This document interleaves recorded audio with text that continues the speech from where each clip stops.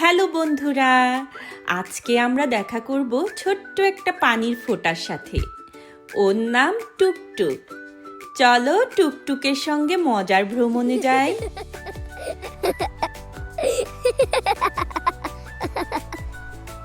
একদিন টুকটুক পানিতে মনের আনন্দে সাঁতার কাটছিল।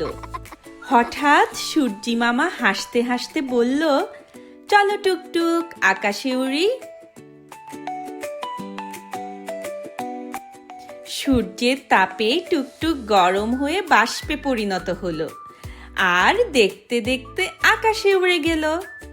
বন্ধুরা, পানি যখন গরম হয়ে বাষ্পে পরিণত হয় তখন তাকে বলে বাষ্পীভবন বা ইভাপোরেশন।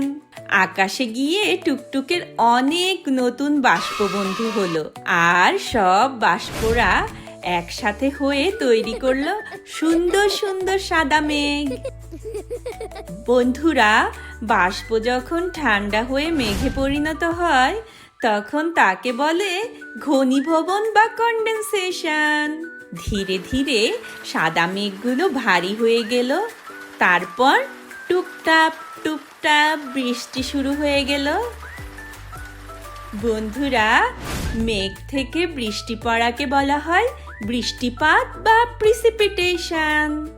এই বৃষ্টিগুলো পড়ে জমা হয় পুকুর, নদী, সাগর আর মাটির নিচে।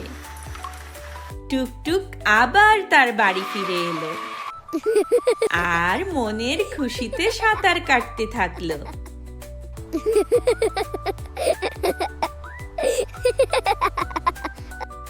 এভাবে পানি জমা হওয়াকে বলে সংগ্রহ বা কালেকশন। বন্ধুরা, পানির এই যাত্রা কখনো শেষ হয় না, বারবার ঘুরে ঘুরে চলে। আর এটাই হলো পানি চক্র বা ওয়াটার সাইকেল।